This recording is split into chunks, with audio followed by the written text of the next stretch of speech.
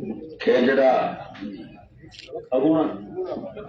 अगुणाबाद की सभा में उपस्थित पार्टी के प्रदेश अध्यक्ष पुखराज जी, आपके लोकप्रिय प्रत्याशी भाई लालचंद जी मोर साहब, सीताराम जी नाइक साहब, हमारे ओंकार जी बाली साहब, तमाम पार्टी के नेतागण, उपस्थित मौजूद बुजुर्गों, नौजवान साथियों, प्यारे बच्चों, सबसे पहले तो मैं आपको धन्यवाद दूंगा। 3-4 घंटा देरी से हम पहुंचे, फिर भी आपने भरपूर सहयोग आशीर्वाद हमारे को दिया। और मैं इतना ही विश्वास आपको दिलाना चाहता हूं कि सरदार शहर के उपचुनाव पर राजस्थान की नजरें टिकी हुई है, दिल्ली तक इसकी गूंज है। गुजरात में लोग प्रचार करें, लेकिन सरदार शहर की चिंता करें कि सरदार शहर में कोई नया चमत्कार नहीं हो जाए। मैं विश्वास दिलाता हूं कि अब की बार अगर आपने चमत्कार कर दिया तो सरदार शहर, जो किसान राजनीति की दूरी हुआ करता था, हजारीमल जी का गांव है ये, मैं जहाँ खड़ा हूं, दौलतराम जी का भी बड़ा नाम था, कुंभाराम जी का बड़ा नाम था, लेकिन दुर्भाग्य से पिछले 50 साल से 45 साल से राजनीति हमारे यहाँ आशे पे चली गई। इसके क्या कारण रहे आप सब जानते हैं। मैं आपसे एक ही अपील करता हूं, इस बार नए सिरे से लालचंद जी को मजबूती आप लोगों को देनी है। और 1 साल के लिए मैं आपसे विधायक मांगने आपके बीच आए। आपको पता कि देश के अंदर और प्रदेश के अंदर जितने भी नेता है वो मंत्री पद की दौड़ के अंदर है। अगर किसान की कोई चिंता कर रहा है, सत्ता को बार बार कोई ठोकर मार रहा है, तो नागौर का सांसद किसान कौम के मान और सम्मान की लड़ाई विधानसभा से लेकर लोकसभा तक और हाईवे पे बैठ के 70 दिन अगर किसान आंदोलन में किसानों का साथ दिया तो देश का एकमात्र नेता था, तो सड़क पर किसानों के साथ बैठा था, आपके मान और सम्मान की लड़ाई लड़ रहा था, वो सरदार शहर की लड़ाई लड़ रहा था, वो राजस्थान की लड़ाई लड़ रहा था। भाई इतना ही आह्वान आपको करूंगा, आज हम तकलीफ के अंदर है, हम सीधे हैं, भोले हैं, कोई भी हमें हमारे कंधे पे बंदूक रख के शिकार कर लेता है। हमें इस चीज से बचना है, किसी की टूल नहीं बनना। हाँ ये सही है कि जब हम लोग ज्यादा हल्ला करते हैं समाज में तो किसी को उठा के कुछ बना देते हैं एक समय के लिए, लेकिन उसके पावर सीज कर लेते हैं, हम राजी हो जाते हैं कि मार लो आदमी पर बैठ गो। अरे वो बैठ के भी नीतियों का उनका अनुसरण करेगा जो दिल्ली और कांग्रेस पार्टी की दिल्ली जयपुर चलती है, उसके अलावा बोल नहीं सकता, उनको बांध दिया जाता है बिठा के।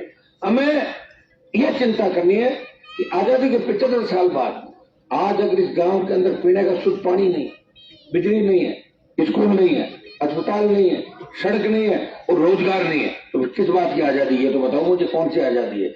हमें इस राजस्थान के अंदर बदलाव करना है। आपका हरियाणा, पंजाब, उत्तर प्रदेश, बिहार, तमाम स्टेट देखिए, महाराष्ट्र, 25 से ज्यादा राज्यों के अंदर क्षेत्रीय पार्टियां राज कर रही है। कांग्रेस बीजेपी कई जगह 4थे-5वें नंबर पर चली गई। हमें ये वीर लोक देवताओं की धरती है राजस्थान, यहाँ के किसानों को अपनी ताकत को पहचानना चाहिए। सरदार से वो जमीन है जहाँ किसान, दलित और मुस्लिमों के वोट इकट्ठे करें तो ये वोट जाता है 2.25 लाख के करीब। क्यों भाई? हो जाएगा 180 के करीब वोट है। 180 के करीब वोट होते हुए भी बीजेपी व्यापारी को टिकट देती है और कांग्रेस वंशवाद की राजनीति के अंदर। अब मुझे एक बात बताए, भंवरलाल जी तो खुद अशोक गहलोत की सरकार गिराने में थे, हम भी साथी थे उस समय, तो ये अलग से मानेसर कैंप में थे और हम बीजेपी के साथ थे, गहलोत की सरकार गिरा। और बीच में जब बीमार हुए मिले एक बार मुझे, तो मुझे कह रहे गहलोत ने तो मतलब गहलोत को तो हटा के ही दम लूंगा। और जब आप गहलोत को हटाने की बात करोगे, आपका तो बेटा गहलोत की फोटो लगा के वोट मांग रहा है, ये कौन सी राजनीति भाई? तो अपने कई लोग कहते हैं भंवरलाल जी का सपना पूरा करो, अब पूरा हो जाएगा ना, इनका बेटा जैसे हारेगा तो गहलोत की दिक्कत हो जाएगी, ये कर दो आप सारे काम, ये करना ही आप लोगों को। और भाजपा का दिमाग भी ठीक करो। मोदी जी ने पहले किसानों को तंग किया, अब देश के जवानों को, सेना को ठेके पे दे दिया। आप ही बताएं, सबसे ज्यादा सेना में हमारे बच्चे, 4 साल के लिए कौन जाएगा वहां? देशभक्ति की भावना से तो कोई जाएगा नहीं, और जो जाएगा और उसमें जो वापस आएगा वो क्या करेगा? बंदूक चलाना सीख जाएगा, या तो लूट खसोट करेगा, या दूसरा काम करेगा, या अपराधी बनेगा, एक दूसरे को गोलियां बरसाएंगे।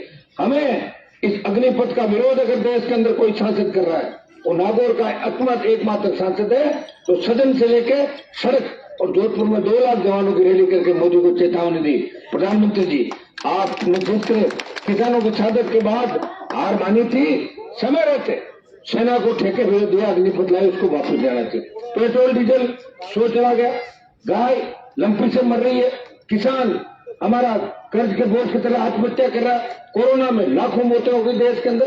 गहलोत सरकार फेल है, हर एमएलए को यहाँ मार दिया, मुख्यमंत्री लूट खचोट भ्रष्टाचार करो, ज्यादातर सरकार रही होटलों में, बाड़ों के अंदर रही। और बीजेपी क्या कर रही है, सिर्फ अखबार में स्टेटमेंट देती है। बीजेपी के नेता ट्विटर पे है, इंस्टाग्राम और फेसबुक पे, सड़क पे कोई बीजेपी का नेता नहीं। 4 साल में भारतीय जनता पार्टी ने राजस्थान में कोई आंदोलन नहीं किया। अगर आपको लड़ता हुआ दिखेगा राजस्थान के अंदर, गहलोत के मंत्री जब हत्या करते हैं, बलात्कार करते हैं, तो आप रोज देखते हैं कि राष्ट्रीय लोकतांत्रिक पार्टी का सांसद और विधायक विधानसभा के फ्लोर पर, सड़क पर और संसद में इस अशोक गहलोत की सरकार के खिलाफ बोलते हैं और मंत्रियों के खिलाफ बोलते हैं। भ्रष्टाचार को खत्म करना है, उसकी शुरुआत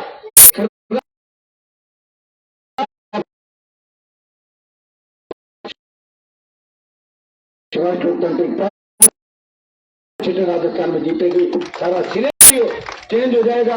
और जो पहले जाट मेघवाल मुस्लिम जेएमएम का नारा लगता था, ये किसान गरीब किसान, जब कचहरी और तहसील में जाए तो तहसीलदार थानेदार ये बोले, थाने में जाए तो बाबा चाय पियोगे कोल्ड ड्रिंक मंगाओ, ये व्यवस्था राजस्थान करती है। ये व्यवस्था कौन देगा? राष्ट्रीय लोकतांत्रिक पार्टी देगी। दोनों पार्टियों को परखा, इस बार इस किसान के बेटे को मौका दो, लालचंद जी को, डेयरी के चेयरमैन रहे।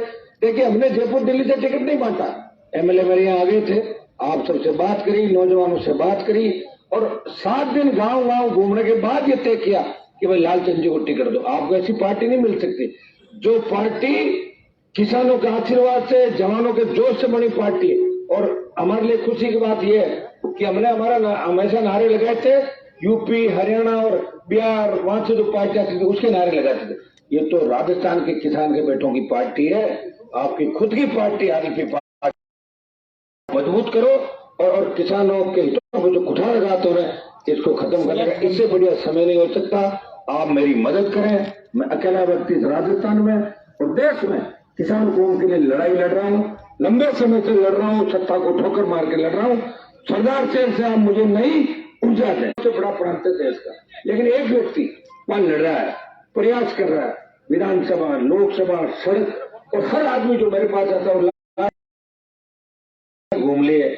आपसे ही उम्मीद है, जब मेरे से उम्मीद है तो मैंने भी पूरी जवानी इस कौम के नाम आपको सत्ता में लेके आऊंगा। और जिस दिन फ्री बिजली भी मिलेगी, अपराधी भाग जाएंगे और भ्रष्टाचारी जेलों के अंदर होंगे, हमारे गांव एक नए विकास की ओर होंगे। आज सरदार सड़क, पानी, स्कूल, बिजली के लिए लोग किस तरह लालायित थे। हमारी किसान राजनीति की दूरी के अंदर सरदार से आज विकास के मामले में पिछड़ गया। ये जिम्मेदारी किसी न किसी को तो आपको देनी होगी, या तो बीजेपी जिम्मेदार है और या कांग्रेस जिम्मेदार है, या तो कांग्रेस इससे जिम्मेदार है कि लंबे समय तक कांग्रेस के विधायक रहे, एक ही परिवार रहा। हमें वंशवाद की राजनीति को खत्म करके किसान के बेटे को राजस्थान की विधानसभा में भेजना है। और आपका भाई वोट की अपील करने आपके गांव के अंदर आया तो मेरा मान और सम्मान रख के सर्व समाज को मजबूती से अनुमान बेनीवाल